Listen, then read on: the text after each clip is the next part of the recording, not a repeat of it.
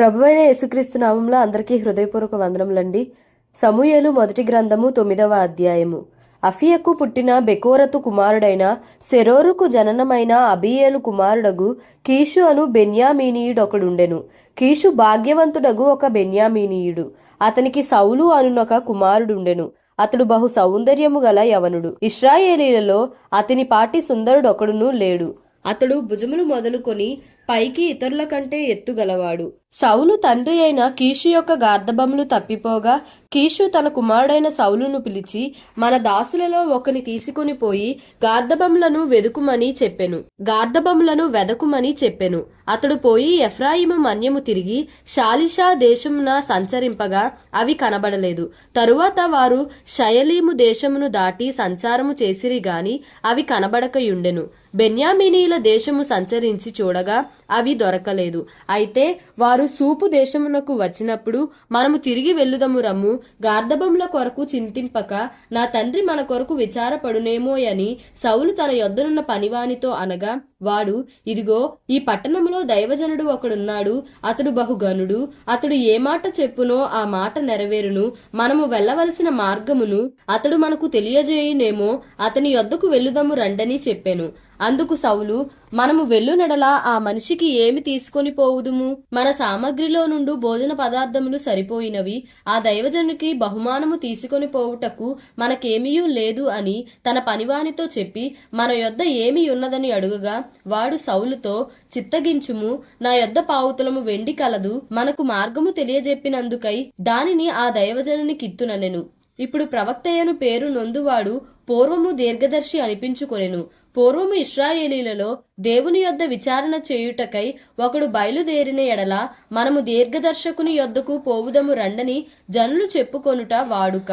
సౌలు, నీ మాట మంచిది, వెళ్ళుదము రమ్మనగా వారు దైవజనుడుండు ఊరికి పోయిరి. ఊరికి ఎక్కిపోవుచుండగా నీళ్లు చేదుకొనుటకై వచ్చిన కన్యకలు తమకు కనబడినప్పుడు, ఇక్కడ దీర్ఘదర్శి ఉన్నాడా అని అడిగిరి. అందుకు వారు, ఇదిగో అతడు మీ ఎదుటనే ఉన్నాడు, త్వరగా పోయి కలుసుకొనుడి. ఈ దినముననే అతడు ఈ ఊరికి వచ్చెను. నేడు ఉన్నత స్థలమందు జనులకు బలి జరుగును గనుక ఊరిలోనికి మీరు పోయిన క్షణమందే అతడు భోజనము చేయుటకు ఉన్నతమైన స్థలమునకు వెళ్ళక మునుపే మీరు అతని కనుగొందురు. అతడు రాక మునుపు జనులు భోజనము చేయరు. అతడు బలిని ఆశీర్వదించిన తరువాత పిలువబడిన వారు భోజనము చేయుదురు. మీరు ఎక్కి పొండి, అతని చూచుటకు ఇదే సమయమని చెప్పిరి. వారు ఊరిలోనికి రాగా ఉన్నతమైన స్థలమునకు పోవుచున్న సమూయేలు వారికి ఎదురుపడెను. సౌలు అచ్చటికి రేపు వచ్చునని యెహోవా సమూయేలునకు తెలియజేసెను. ఎట్లనగా, నా జనుల మొర్ర నా యొద్దకు వచ్చెను, నేను వారిని దృష్టించి ఉన్నాను. కాగా ఫిలిస్తీన్ల చేతిలో నుండి నా జనులను విడిపించుటకై నా జనులైన ఇశ్రాయేలీల మీద వానిని అధికారినిగా అభిషేకించుటకు గాను రేపు ఈ వేళకు నేను బెన్యామీను దేశములో నుండి ఒక మనుష్యుని నీ యొద్దకు రప్పించుదును. సౌలు సమూయేలునకు కనబడగానే యెహోవా, ఇతడే నేను నీతో చెప్పిన మనిషి, ఇదిగో ఇతడే నా జనులను ఏలునని అతనితో సెలవిచ్చెను. సౌలు గవనియందు సమూయేలును కలుసుకొని, దీర్ఘదర్శి ఇల్లు ఏది? దయచేసి నాతో చెప్పుమని అడుగగా, సమూయేలు సౌలుతో, నేనే దీర్ఘదర్శిని, ఉన్నతమైన స్థలమునకు నాకు ముందు వెళ్ళుడి. నేడు మీరు నాతో కూడా భోజనము చేయవలెను. రేపు నీ మనస్సులోనున్నదంతయు నీకు తెలియజేసి నిన్ను వెళ్ళనిచ్చెదను. 3 దినముల క్రిందట తప్పిపోయిన నీ గార్ధబములను గూర్చి విచారపడకుము, అవి దొరికినవి. ఇశ్రాయేలీల అభీష్టము ఎవరి యందున్నది? నీ యందును నీ తండ్రి ఇంటివారి యందును గదా అనెను. అందుకు సౌలు, నేను బెన్యామీనీయుడను కానా? నా గోత్రము ఇశ్రాయేలీల గోత్రములలో స్వల్పమైనది కాదా? నా ఇంటివారు బెన్యామీను గోత్రపు ఇంటివారందరిలో అల్పులు కారా? నాతో ఇలాగున ఎందుకు పలుకుచున్నావు అనెను. అయితే సమూయేలు సౌలును అతని పనివానిని భోజనపు శాలలోనికి తోడుకొని పోయి పిలువబడిన దాదాపు 30 మందిలో ప్రధాన స్థలమందు వారిని కూర్చుండబెట్టి పచనకర్తతో, నేను నీ దగ్గర నుంచుమని చెప్పి నీ చేతికి ఇచ్చిన భాగమును తీసుకొని రమ్మనగా, పచనకర్త జబ్బను దాని మీదనున్నదానిని తీసుకొని వచ్చి సౌలు ఎదుట ఉంచగా, సమూయేలు సౌలుతో ఇట్లనెను, చూడుము, మనము కలిసికొను కాలమునకై దాచి ఉంచబడిన దానిని నీకు పెట్టి ఉన్నాడు. జనులను పిలిచితినని నేను పచనకర్తతో చెప్పినప్పుడు ఇది నీ కొరకు ఉంచవలసినదని చెప్పి తిని. ఆ దినమున సౌలు సమూయేలుతో కూడా భోజనము చేసెను. పట్టణస్థులు ఉన్నతమైన స్థలము మీద నుండి దిగుచుండగా సమూయేలు సౌలుతో మిద్దె మీద మాటలాడుచుండెను. మరునాడు తెల్లవారునప్పుడు సమూయేలు మిద్దె మీదనున్న సౌలును పిలిచి, నేను నిన్ను సాగనంపుటకై లెమ్ము అని చెప్పగా సౌలు లేచెను. తరువాత వారిద్దరూ బయలుదేరి ఊరి చివరకు వచ్చుచుండగా సమూయేలు సౌలుతో, మనకంటే ముందుగా వెళ్ళుమని ఈ పనివానితో చెప్పుము. దేవుడు సెలవిచ్చినది నేను నీకు తెలియజెప్పు వరకు నీవు ఇక్కడ నిలిచియుండుమనెను. అంతటా వాడు వెళ్ళెను. సమూయేలు మొదటి గ్రంథము 10వ అధ్యాయము. అప్పుడు సమూయేలు తైలపు బుడ్డి పట్టుకొని సౌలు తల మీద తైలము పోసి అతని ముద్దు పెట్టుకొని, యెహోవా నిన్ను అభిషేకించి తన స్వాస్థ్యము మీద అధిపతిగా నియమించి ఉన్నాడు అని చెప్పి ఈలాగు సెలవిచ్చెను. ఈ దినమున నీవు నా యొద్ద నుండి పోయిన తరువాత బెన్యామీను సరిహద్దులో సెల్సహులో నుండు రాహేలు సమాధి దగ్గర 2 మనుషులు నీకు కనబడుదురు. వారు నీవు వెదకబోయిన గార్ధబములు దొరికినవి, నీ తండ్రి తన గార్ధబముల కొరకు చింతింపక నా కుమారుని కనుగొనుటకై నేనేమి చేతునని నీ కొరకు విచారపడుచున్నాడని చెప్పుదురు. తరువాత నీవు అక్కడ నుండి వెళ్ళి తాబోరు మైదానమునకు రాగానే అక్కడ బేతేలునకు దేవుని యొద్దకు పోవు 3 మనుషులు నీకు ఎదురుపడుదురు. ఒకడు 3 మేకపిల్లలను, ఒకడు 3 రొట్టెలను, ఇంకొకడు ద్రాక్షారసపు తిత్తిని మోయిచూ వత్తురు. వారు నిన్ను కుశల ప్రశ్నలు అడిగి నీకు 2 రొట్టెలు ఇత్తురు. అవి వారి చేత నీవు తీసుకొనవలెను. ఈలాగున పోవుచు ఫిలిస్తీయుల దండు కాపువారుండు దేవుని కొండకు చేరుదువు. అచ్చట ఊరి దగ్గరకు నీవు రాగానే స్వరమండలము, తంబురా, సన్నాయి, సితారా వాయించువారి వెనుక ఉన్నతమైన స్థలము నుండి దిగివచ్చు ప్రవక్తల సమూహము నీకు కనబడును. వారు ప్రకటన చేయుచు వత్తురు. యెహోవా ఆత్మ నీ మీదికి బలముగా దిగివచ్చును. నీవు వారితో కలిసి ప్రకటన చేయుచుండగా నీకు క్రొత్త మనస్సు వచ్చును. దేవుడు నీకు తోడుగా నుండును గనుక ఈ సూచనలు నీకు సంభవించిన తరువాత నీకు మంచిదని తోచిన దాని చేయుము. నాకంటే ముందు నీవు గిల్గాలునకు వెళ్ళగా దహన బలులను సమాధాన బలులను అర్పించుటకై నేను నీ యొద్దకు దిగి వత్తును. నేను నీ యొద్దకు వచ్చి నీవు చేయవలసిన దానిని నీకు తెలియజేయు వరకు 7 దినముల పాటు నీవు అచ్చట నిలువవలెను. అతడు సమూయేలు యొద్ద నుండి వెళ్ళిపోవుటకై తిరుగగా దేవుడు అతనికి క్రొత్త మనస్సు అనుగ్రహించెను. ఆ దినముననే ఆ సూచనలు కనబడెను. వారు ఆ కొండ దగ్గరకు వచ్చినప్పుడు ప్రవక్తల సమూహము అతనికి ఎదురుపడగా దేవుని ఆత్మ బలముగా అతని మీదికి వచ్చెను. అతడు వారి మధ్యను ఉండి ప్రకటన చేయుచుండెను. పూర్వము అతని నెరిగిన వారందరూ అతడు ప్రవక్తలతో కూడా నుండి ప్రకటించుట చూచి, కీషు కుమారునికి సంభవించినదేమిటి? సౌలును ప్రవక్తలలో నున్నాడా అని ఒకరితో ఒకడు చెప్పుకొనగా ఆ స్థలమందుండు ఒకడు వారి తండ్రి ఎవడని అడిగెను. అందుకు సౌలును ప్రవక్తల్లో నున్నాడా అను సామెత పుట్టెను. అంతటా అతడు ప్రకటించుట చాలించి ఉన్నత స్థలమునకు వచ్చెను.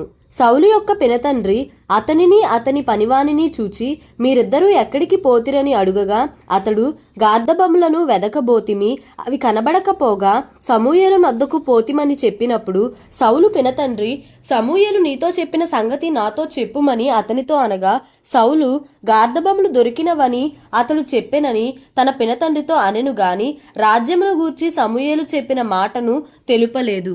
తరువాత సమూయేలు మిస్పాకు యెహోవా యొద్దకు జనులను పిలువనంపించి ఇశ్రాయేలీలతో ఇట్లనెను, ఇశ్రాయేలీల దేవుడైన యెహోవా ఈలాగున సెలవిచ్చుచున్నాడు, నేను ఇశ్రాయేలీయులైన మిమ్మును ఐగుప్తు దేశములో నుండి రప్పించి ఐగుప్తీయుల వశములో నుండి మిమ్మును బాధపెట్టిన జనములన్నిటి వశములో నుండి విడిపించి తిని, అయినను మీ దుర్దశలన్నిటినీ ఉపద్రవములన్నిటినీ పోగొట్టి మిమ్మును రక్షించిన మీ దేవుని మీరు ఇప్పుడు విసర్జించి మా మీద ఒకని రాజుగా నియమింపుమని ఆయనను అడిగియున్నారు. కాబట్టి ఇప్పుడు మీ గోత్రముల చొప్పునను మీ కుటుంబముల చొప్పునను మీరు యెహోవా సన్నిధిని హాజరు కావలెను.